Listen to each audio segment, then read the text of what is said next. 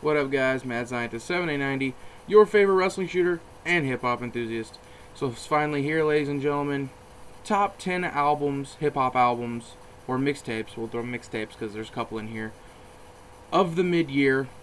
You do this every year. Did it last year, then also did a top 30 albums at the end of the year. I'll probably end up doing that again. But wanted to give you guys this, top 10. It's obviously the middle of July, almost to the middle of July now, so thought it'd be the perfect time to throw these out here. Give you guys 5 honorable mentions on here first. And here's the thing about I probably went through and listened to, let's say Thursday. I've been off today. I didn't work today. It's like my one day off I have off this week. So went through, listened to all these albums periodically throughout today and yesterday, and really trying to make sure I got this list the way I wanted it, and finally finished it up here. Got my headphones on. No, they are not Beats by Dre. I paid like $30 for these headphones, which is still kind of expensive for headphones, but I like my bass, so you guys can suck it. Alright, so here we go. Honorable mentions. Well, I'm not going to talk about them too much, just throw them out here. 15, Hilltop Hoods, Drinking from the Sun. These guys are from Australia, Australian hip-hop. The only thing that really kept this from really making my top 10 is the accents. These guys' accents, I can't find myself really enjoying their accents that much. The production's fantastic, though. 14, Action Bronson and Party Supplies, Blue Chips. I'm a huge Action Bronson supporter. Love his music. He's really into wrestling also, so it makes it easier to connect with him, and his flow is just outstanding. Number 13, ready for this one? Don't be shocked, ladies and gentlemen. L.P, Cancer for Cure, on the honorable mentions. Sorry, sue me if you don't like me, but, well, I think I said this in my last video. You can't sue me because I ain't done nothing wrong. It's just my opinion. Yeah, I like this, but it hasn't been one of my favorite things.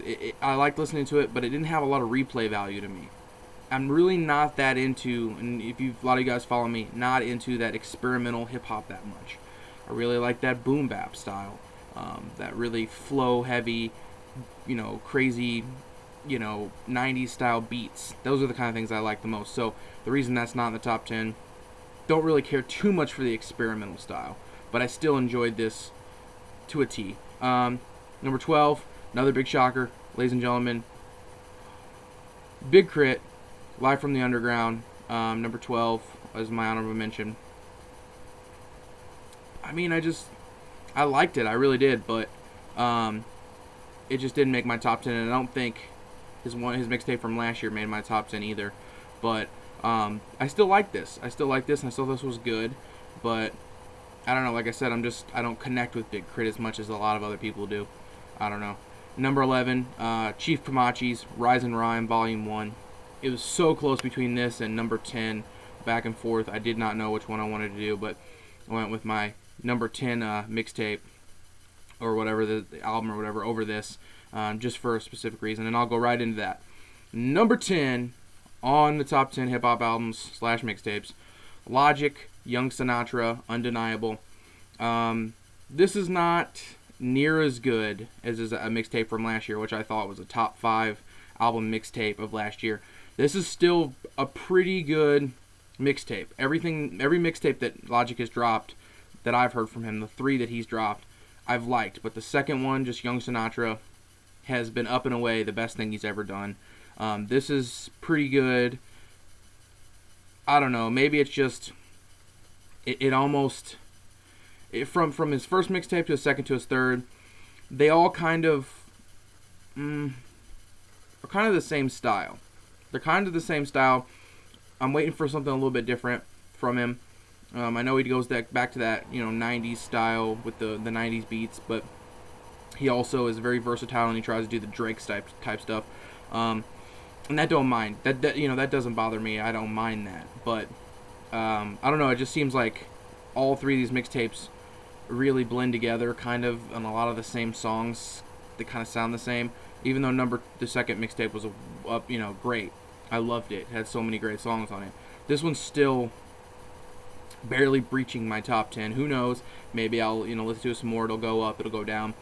A lot of these albums and mixtapes. It's really replay value. Something can sound really good the first time, but if it's something that I'll listen to over and over and over again, that's the reason it goes up the ladder and why I like something so much. And that's the perfect case of number 9. Krizz Kaliko's Kickin and Screamin. My favorite strange music project of the last couple of years, I think. I like this better than, was it Pt.II's all 6s and 7s from last year. I like this better than the Prozac album that came out this year, the Mayday album that came out this year from Strange Music. Krizz Kaliko put in work with this album here, and I really liked it. I really enjoyed it. It had a lot of catchy songs on it, really relatable to some stuff on here, and it really got that strange music sound. But he does a really great job of making really catchy songs like that just have a lot of replay value, to me at least. So that's why that hits number 9 for me. Number 8, Gift of Gab, the next logical progression. This was, when I first listened to this, really high on my list. It kind of fell off a little the more I've listened to it, but this is still a really good album from Gift of Gab. One member of Blackalicious. If you've heard Blazing Arrows, is a great album. Yeah, this is just it's short. It's like I think like right under 40 minutes. You can listen to it under an hour. Just get the whole feel of the album. Had a lot of interesting, different upbeat kind of songs on it. The lyrics were good. The flows was good. It was just a good album, but I don't think it has sticking power. Like, I don't think it has sticking power to make it to my top 5, at least for this year with what else is coming out through the year. So we'll see. Who knows? Number 7, Killer Mike and L.P. rap music. I like this way better than L.P.'s album by himself. I like Killer Mike as an MC way better than I like L.P.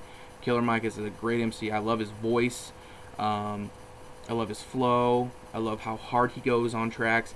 I believe it was Dead in Hip Hop. I believe it was Ken who said that he reminds him of Ice Cube. He has a modern day Ice Cube.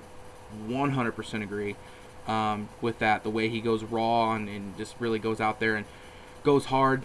There's a difference between going hard like Ice Cube and Killer Mike and going hard like Death Grips. Like Death Grips, just I can't even fathom Death Grips being just anywhere good, but that's just my opinion. And yeah, this is definitely one of the best projects out this year. I think this was better than his album from last year, Pledge. I liked Pledge, but I think this is better. I think the beats are better. I think LP's a great producer, but he has to, these guys meshed so well together that it just came off so great. And that's why this hits my number 7 spot. Number 6, Blacastan, Master Builder Part 2. Underground heads know what's up with this album here. Great underground style album. One of my favorite tracks of the entire year. Probably in my top 10 favorite tracks this year is the Nothing to Lose track with self-titled and Blacastan. I love that track, the beat and the flow, and both guys going at it, just ripping it hard. Yeah, I mean, this is great underground boom bap hip hop.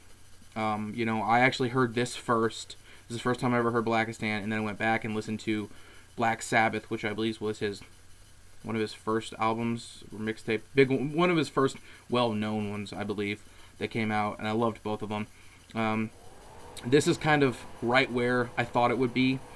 It hasn't moved up or hasn't moved down, so depends on throughout the year what happens. This may move up, this may move down if I listen to it more, whatever it is.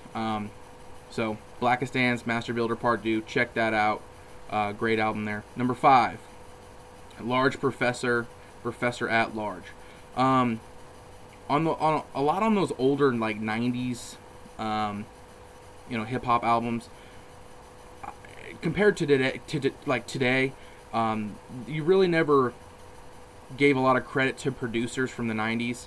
And I think it was Sanders Robin 24, a friend of mine here on YouTube that follows my videos, said that he thought Large Professor produced Illmatic, which I didn't even know that. Like, if it's one of my favorite hip hop albums ever, if that's correct, I believe. I never looked it up, but if he did, that's amazing. And I can definitely tell when you listen to this Large Professor album, you can tell the style of, like, the way he makes beats. And then you go back and listen to Illmatic, you can really tell the kind of style, and it really meshes, and that's the way it was.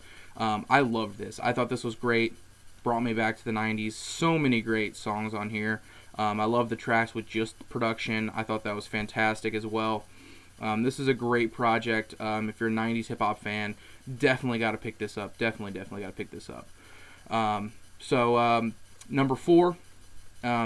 This one has kind of just reached my top 5 over the past 2-3 weeks since this mixtape dropped. That's Joey Badass's 1999. It has a lot of mixed reaction. Like, the people who really like this.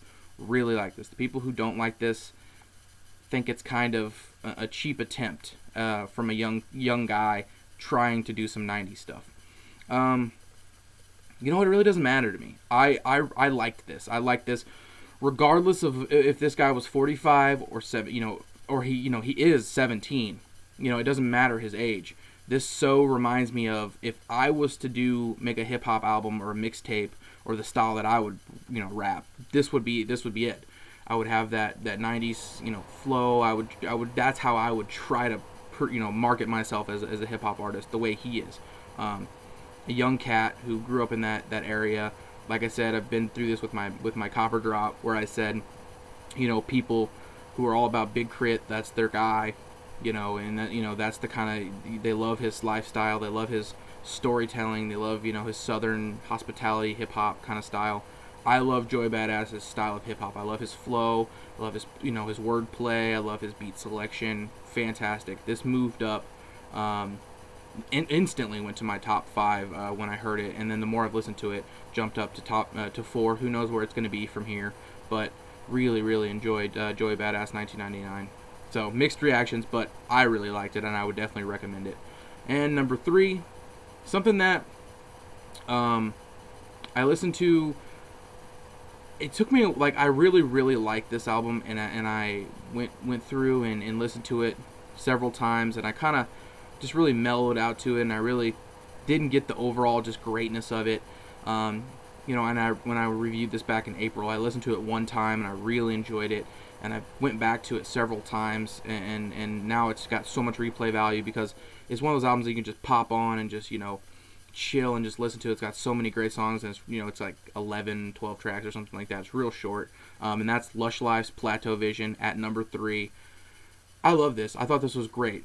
I thought, Lushlife is one of those guys who can, he can produce, he can rap, he plays instruments, he does all kinds of stuff. This guy is a full artist. He's a full artist, and he makes, complete albums. He makes, it doesn't seem like there's potholes. If there seems like there's too many tracks, he pulls them. He makes what I would consider a full project, start to finish, great album. And the rapping's great, the production's great, the music is fantastic, the samples, everything he uses, it comes together as a complete album. This is one of the best projects of the year, in a sleeper, in my opinion. A really big sleeper. If you guys have not heard Lushlife's Plateau Vision, it's fantastic. It's very, very good and very chill, just mellowed out. You can just sit there and just lay back to it. Very, very good. Definitely check that out.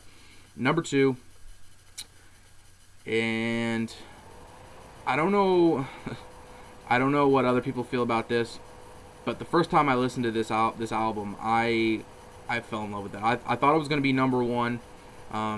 This and my first album were kind of a toss-up because I really enjoy both of these albums. The diversity of this one, and then obviously number 1 you'll get to. But Absol System Control. I had a lot of trouble deciding if I wanted to put this number 1 or not, but I put it number 2.